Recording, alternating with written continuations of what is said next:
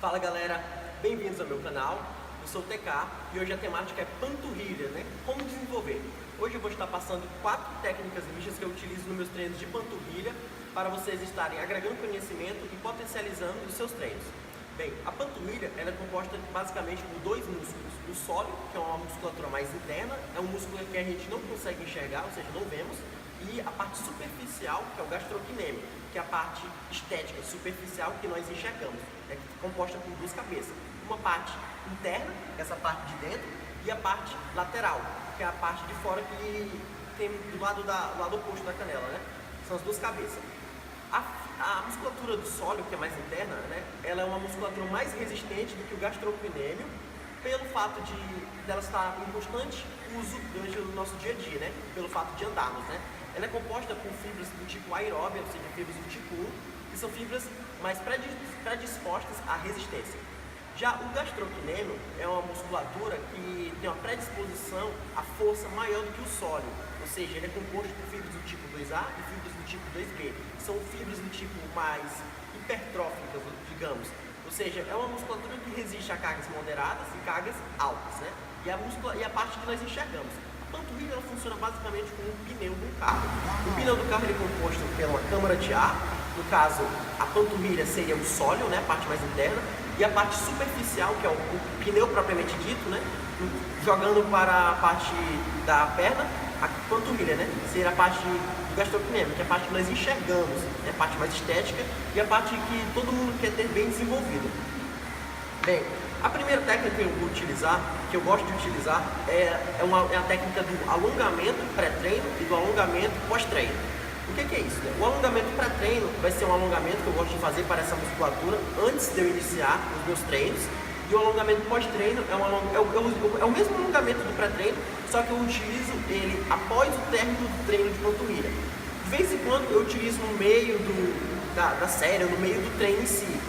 Que é basicamente isso, você vai utilizar um step, se precisar, você vai colocar ele no chão e apoiar o peito do pé em cima do step, um suporte, e o calcanhar no solo.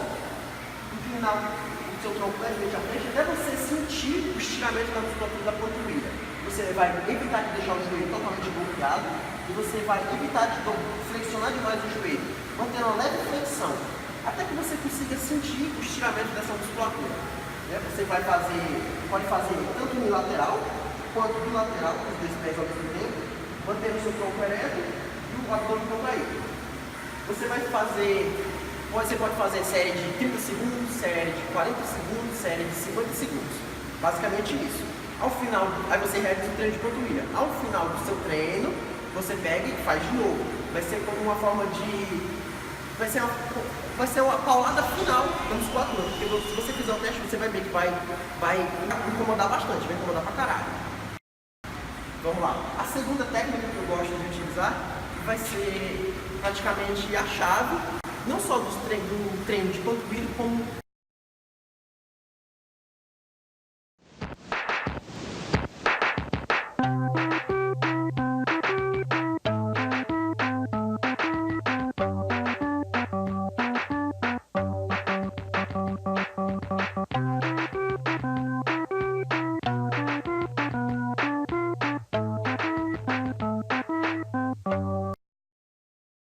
musculares, né? Que é a questão da técnica de execução. É onde as pessoas erram demais. Eu vou utilizar um suporte mais alto ali para demonstrar como é que você deve fazer e como você deve evitar de estar fazendo. Vamos lá.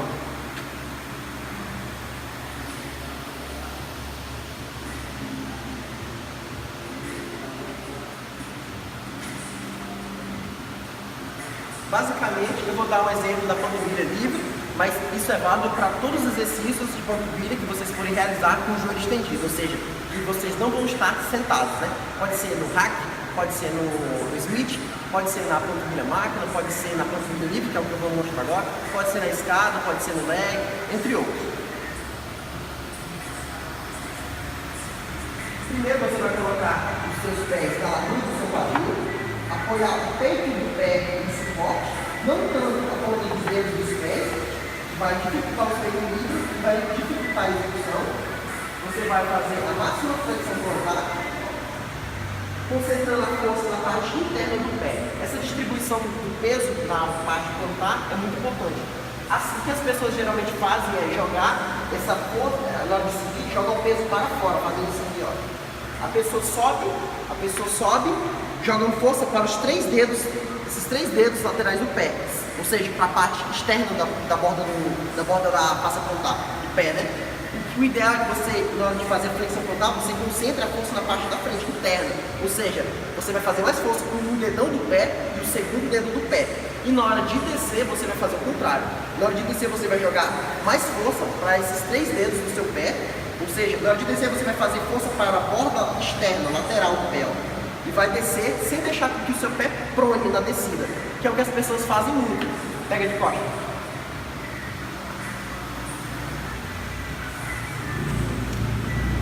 Como as pessoas fazem. Aí na hora de descer, o pé prono, vai sempre para dentro, ó. É como se o pé desabasse. Ó, de novo. A pessoa sobe fazendo força para fora, usando os três dedos laterais da bola do pé, e na hora de descer, ela joga para dentro, fazendo força com a parte interna, ou seja, ela faz o contrário. Na hora de descer, ela faz força com a parte interna, que o ideal é que ela faça força com essa parte interna durante a subida. E na hora de descer, que a pessoa joga a força para a borda interna, o ideal é que ela joga a força dos pés para a borda externa, né? Que é utilizando os três dedos. De frente fica basicamente isso daqui. Na hora de subir, parte interna, né? Dedão do pé, primeiro e segundo dedão do pé. Na hora de descer, borda lateral, ó. Desce segurando, ó, mantendo os seus calcanhares em neutro. Vou fazer de costa agora. Ó, sobe, dedão do pé. Na hora de descer, ó. Bota o lateral do pé, ó. Segura, ó. Glúteo. Desce. Subiu, ó. Volta. Subiu, ó. Como você não deve fazer? Jogar o pé para fora na hora de subir e jogar o pé para dentro na hora de descer. Basicamente isso. A segunda dica. A terceira técnica que eu gosto de utilizar é a questão de amplitude de movimento e carga. É como eu falei, o gastrocnêmio, tanto o sônico como o gastrocnêmio em si, eles têm uma tendência muito forte de resistência. Então você precisa trabalhar com cargas um pouco mais elevadas e utilizar grandes amplitudes de movimento, ou seja, subir bastante na fase concêntrica, que é a fase positiva, é onde você vai fazer força para exercer o movimento, e a fase excêntrica, que é a fase negativa, onde você vai alongar, vai exigir o máximo alongamento, onde vai ocorrer o maior estiramento das fibras musculares. Eu vou utilizar a panturrilha sentada para exemplificar melhor isso.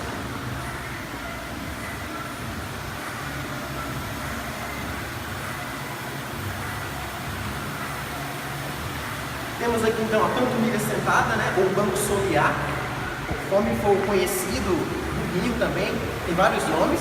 O que as pessoas geralmente fazem aqui é colocar muita carga, não só nesse tipo de exercício, né, como nos exercícios de joelho estendido também.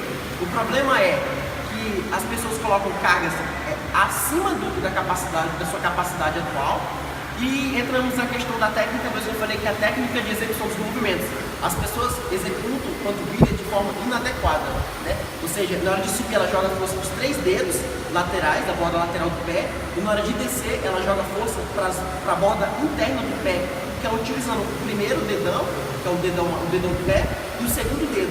Aqui na panturrilha sentada, a mesma coisa. Às vezes a pessoa posiciona de forma inadequada a coxa, né? Você deve manter uma angulação de aproximadamente 90 graus, não colocar tanto o dedo do pé em cima do suporte, e sim mais o peito do pé, ó, mantendo o alinhamento da perna com o joelho, do quadril, sem sentar em cima da sua bunda. Aí você vai destravar aqui.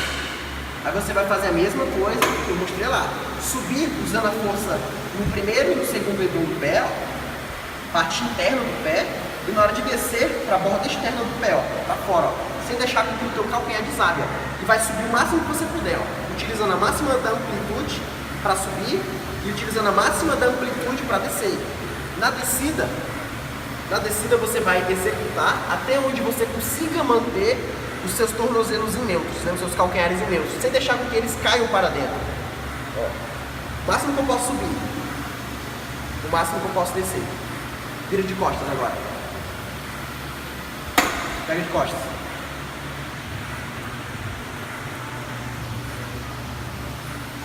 Na visão posterior, a mesma coisa, ó. Vou subir usando a borda interna do meu pé, que está aí dentro da panturrilha, ó. E na hora de descer, eu vou usar a borda externa do meu pé. Se eu deixar meu calcanhar ceder para dentro, ó, então o que acontece? A pessoa fica com o pé em V, ó, joga para fora, ó, força na panturrilha, ó. Devagar, ó, subiu, ó. Ó como contrai. Entendeu? E controlando sempre o movimento, né? Sem fazer aquele movimento curtinho, de punhetinha, que o cara fica assim, ó. Sentado, né, não gosta. O cara fica assim, ó. Sem contração nenhuma. Você tem que fazer com que o seu músculo faça força para subir e você tem que fazer com que o seu músculo faça força para descer, né? Então, já falei sobre o alongamento pré e pós-treino, sobre como você deve fazer a execução, tanto na fase concêntrica, que é a fase de subir, quanto na fase excêntrica, que é a fase de descer, ou seja, falando sobre referente à técnica de execução. Falei agora sobre utilizar a máxima amplitude possível, e seja para subir, seja para descer, e sempre respeitando o seu limite. Algumas pessoas vão poder subir mais, outras pessoas vão poder subir menos, isso vai depender de diversos fatores, mas a dica número 1, que é sobre o alongamento, já vai te ajudar muito nessa questão. Então, adicione a dica número 1, treine, se possível, se precisar, reduza um pouco a carga e adeque a sua coordenação motora e melhore a sua técnica de execução. Conforme você for melhorando esses dois pontos, a terceira vai ser uma consequência. Você automaticamente vai conseguir melhorar a amplitude e, consequentemente, a carga. Conforme sua panturrilha vai se desenvolver, a carga vai subir. Ou seja, ela vai ser um dos sinais de que a sua panturrilha está desenvolvendo, ou seja, está havendo um processo hipertrófico nela. E a quarta dica que eu vou falar agora, essa lei também.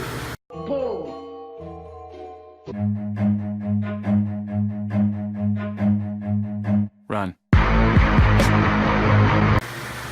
E agora a quarta estratégia que eu gosto de utilizar é referente à questão de volume e intensidade. Primeiro eu vou falar um pouco sobre o volume. Primeiro, você que é homem, né? Serve tanto para os homens quanto para as mulheres. Você que é homem, quantas vezes você treina peitoral na semana? Pelo menos 2 vezes você vai treinar. Seja peitoral, seja bíceps, seja tríceps. E por que panturrilha não pode ser, vai ser diferente, né? Eu vejo muitas pessoas reclamarem que não conseguem desenvolver panturrilha, mas quando vai ver, o treino da pessoa já é falho, né? Pelos diversos fatores que eu já citei, e pela frequência, que é muito pouca. Geralmente a pessoa faz panturrilha 1 a 2 vezes na semana, entendeu? O ideal é que você treine panturrilha pelo menos 3 vezes na semana, né? Dependendo, até todo dia, entendeu? Eu mesmo já passei vários tempos treinando panturrilha dia sim, dia não, e durante um tempo, todos os dias, né? Vai do feeling que você tiver com o seu corpo, né?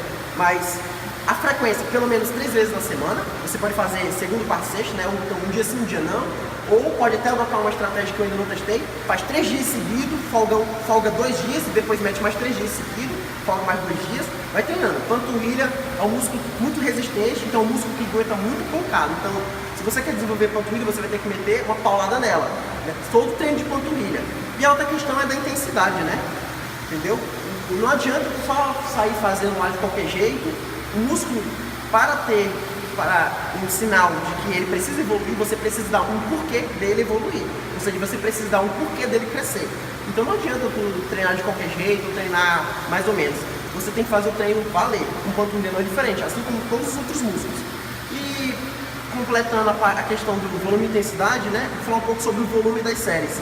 Né? Já entra naquela parte da frequência, né? A frequência tem que ser pelo menos 3 vezes e tem que ter um volume proporcional a isso. Quando você treina peitoral, ou as mulheres que treinam perna ou glúteo, por que para peito ou para perna vocês fazem 6, 8, 10, até 12, em alguns casos, não sei porquê, mas 15 séries, e para panturrilha você vai fazer só 3, 4, entendeu? A panturrilha precisa de um volume grande e de uma intensidade grande para ela se desenvolver, porque você vai precisar vencer a resistência que ela tem, e você vai precisar vencer a capacidade de força que ela tem. Entendeu? Ou seja, você vai trabalhar com amplitudes, você vai trabalhar com cargas, você vai trabalhar com amplitude de movimento e você vai trabalhar com volume, ou seja, pelo menos eu recomendo 6 séries, no mínimo, o volume mínimo de panturrilha, 6 séries, né? Entendeu? Pode fazer 3 séries com exercícios com o joelho estendido, que é dando uma ênfase maior no gastrocnêmico, que é a parte mais estética, e as outras 3 séries dando ênfase na parte interna, que é o sólido. Como eu falei, se a câmara de ar do pneu do seu carro está seca, está murcha, o pneu vai ficar murcho. A mesma coisa, se o seu sóleo não for desenvolvido ou não for desenvolvido o bastante, não tem como a panturrilha, que é a parte que enxergamos, se desenvolver. Você vai precisar ter uma proporção de tensão, de desenvolvimento desses dois músculos para que a panturrilha possa se desenvolver. Ou seja, quanto mais desenvolvido for o seu sóleo, né, ou seja, mais cheio ele estiver, mais ele vai expulsar a parte do gastrocnêmio para fora. Ou seja, as cabeças vão ficar mais saltadas, né, vão ficar mais salientes, vão ficar mais, digamos, cheias, né? É um mito, é um mito! Então, pelo menos 6 séries. Você pode utilizar de 6 até 12, 15 séries para panturrilha. Aí, como você vai distribuir isso, vai depender da ênfase. Se o seu gastrocnêmio for mais fraco, você pode dar uma ênfase um pouquinho maior para ele, ou seja, aumentar o número de séries para ele. Se o sólio for ponto fraco, você pode dar uma ênfase maior para ele. Entendeu? Então, isso é cada caso é um caso. Não tem como eu te dar uma receita. E para quem chegou até aqui, eu vou dar uma dica extra, que vai ser a quinta, que vai ser a diferença de stiffness. Stiffness é o grau de forças dos pares antagonistas dos músculos. Ou seja, a diferença de força da sua parte, resumidamente falando da forma leiga, para ficar mais fácil vocês entenderem, a diferença de forças da parte anterior da sua canela, ou seja, a parte da frente, em comparação com o nível de diferença de força da parte de trás da canela, que é onde fica a panturrilha. Muitas pessoas só dão ênfase ou só dão atenção a essa parte posterior, que é onde fica a panturrilha, e esquecem a parte anterior da frente, né, que é a canela. Que se você tem a musculatura da canela, né, que é a parte da frente, é o tibial anterior. Se o seu tibial anterior é fraco, e ele for muito fraco em comparação com a musculatura posterior, que é a panturrilha, você vai ter dificuldade em desenvolver a panturrilha também. Entendeu? Como eu falei, do mesmo jeito que o sóleo e o gastrocnêmio tem que ter uma correlação de forças, ou seja, um não pode ser muito mais forte do que o outro, a parte da frente da canela e a parte de trás da canela também não pode ter essa diferença de força, ou seja, tem que haver um equilíbrio, entendeu? Para só assim então você ter uma harmonia, ou seja, você vai ter tanto desenvolvimento da parte anterior da canela, é como se fosse a parte da frente da panturrilha, quanto da parte posterior da canela, que é a parte da panturrilha para frente aqui. E vou passar um exercício que vocês podem estar fazendo com uma frequência um pouco menor, né? De 1 a 2 vezes, se quiser até 3 vezes na semana, ou pode acrescentar junto do treino de panturrilha. Vai depender da quantidade de tempo que você vai poder demandar no seu treino, que vai ser uma panturrilha sentada em reversa. Você vai basicamente colocar o seu calcanhar um pouco mais à frente do suporte do que o normal, vou colocar aqui um pouco mais à frente, vai sentar um pouquinho mais para trás e vai executar a panturrilha sentada, só que ao contrário. Você vai fazer a máxima extensão e depois a máxima flexão do tornozelo. De novo, ó. Desceu, usando as mesmas regras anteriores. Na hora da descida você não vai deixar o seu calcanhar ceder, ou seja, desabar para dentro. E na hora de subir, você vai tentar manter o tempo todo, para descer para subir, ó. Mantendo a tensão o tempo todo na parte da frente da canela, que é direcionando toda a força para o tibial anterior. E é basicamente isso. Espero que vocês tenham gostado. Se ficou alguma dúvida ou se vocês têm alguma sugestão que possa agregar, vocês podem deixar aí embaixo nos comentários. E é isso aí. Valeu!